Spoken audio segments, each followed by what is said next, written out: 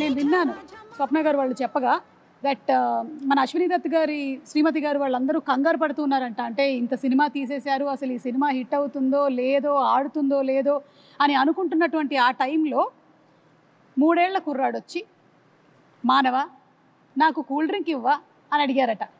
ఆ 3 ఏళ్ల కుర్రాడే రామ్ చరణ్. సో ఎప్పుడైతే ఈ మానవ అనేటువంటి డైలాగ్ చెప్పి కూల్ డ్రింక్ ఇవ్వ అని అడిగాడో సినిమా హిట్ అయిపోయింది, పిల్లల్లో కూడా వెళ్ళిపోయింది అనేటువంటి నమ్మకం కలిగింది.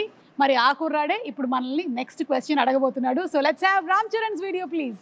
Congratulations Jagadeka Veerudu Athiloka Sundari dream team తీసిన సినిమా 30 years ముగించింది. నేను డ్రీమ్ టీమ్ అని ఎందుకు అంటున్నానంటే అశ్విని దత్ గారు, ఇళయరాజా గారు, రాఘవేంద్రరావు గారు, ఎండమూరి గారు, విన్సెంట్ గారు, పరుచూరి బ్రదర్స్ గారు, ఇంతమంది లెజెండ్స్ ఇలా ఒక సినిమా కోసం కలవడం అనేది ఎప్పుడు జరగలేదు, నా బహుశా జరగదు కూడా. అందునే మా జనరేషన్ అందరూ వీళ్ళని డ్రీమ్ టీమ్ అంటారు.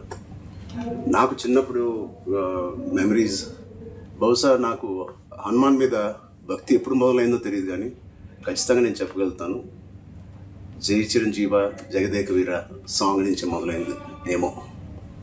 It's most memorable film. మా జనరేషన్కి, మా ముందు జనరేషన్లో చాలా మంచి ఫ్యాంటసీ ఫిల్మ్స్ వచ్చినాయి, కానీ నాకు గుర్తుండే first magical adventure romantic film Jagadeka Veerudu. And అని మెమరీస్ ఎన్నో ఉన్నాయి ఆ సినిమాలో, మాట్లాడుకునే సీన్స్ కానీ అవన్నీ. బట్ ఆఖరిలో దేవకన్యగా వెళ్ళిపోతున్న శ్రీదేవి గారు మామూలు మనిషిగా మారిపోవడానికి ఆ రింగ్ తీసి వాటర్లో పడేసినప్పుడు ఒక చేప మింగేస్తుంది.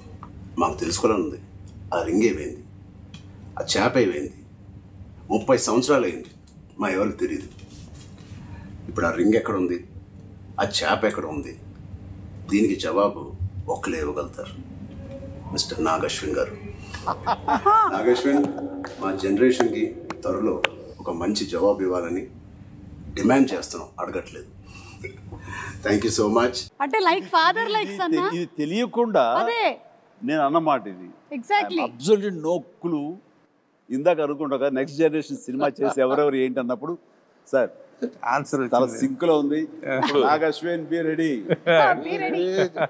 Like father like son Chiranjeevi garu ఏదైతే చెప్పారో అదే రామ్ చరణ్ రిపీట్ చేశారు. నీ గడ్డానికి నా గడ్డానికి పోటీ నాగశ్విన్. ఆయన ముడేసేవారే, ఎనకు జుట్లేదు కానీ.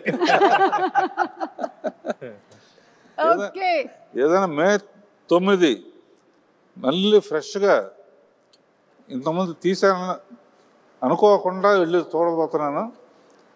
అనుకోకుండానే పాట వచ్చినప్పుడు మళ్ళీ అందరూ డబ్బులు వేస్తారు, అది ఎంజాయ్ చేస్తాను. కొన్ని అద్భుతాలు జరిగినప్పుడు ఆనంద బాష్పాలు అంటారే, థియేటర్లో వెనక నుంచి చూస్తూ ఉంటే పాటకు డబ్బులు వేస్తూ ఉంటే ఆ కడప నీళ్ళు వచ్చేస్తాయి. వాళ్ళు చెప్తుంటే వింటమే తప్ప ఆ థియేటర్ ఎక్స్పీరియన్స్ నిజంగా కొన్ని చూడలేకపోయాం. అండ్ అంటే జనరేషన్స్ మారిపోయింది 35 ఏళ్ల క్రితానికి ఇప్పటికీ. అండ్ ఖచ్చితంగా లేటెస్ట్ జనరేషన్ దీని గురించి వినుంటారు తప్ప కని ఉండరు. వాళ్ళందరూ చూడేసేందుకు గొప్ప అవకాశం ఇది. అండ్ మీ పెద్దలు, మీ తల్లిదండ్రులు, ఆ పెద్దవాళ్ళు ఈ సినిమాని ఎంతగా ఆస్వాదించారో మీరు వినుంటారు మాటల్లో. ఖచ్చితంగా అది నిజమా కాదా అని తెలుసుకునేందుకు May 9th ప్రతి ఒక్కళ్ళు, ప్రతి యంగ్స్టర్, ప్రతి చిన్నపిల్లలు వెళ్ళి చూడండి, మీరు ఖచ్చితంగా ఆస్వాదిస్తారు. And entertainment is guaranteed. God bless.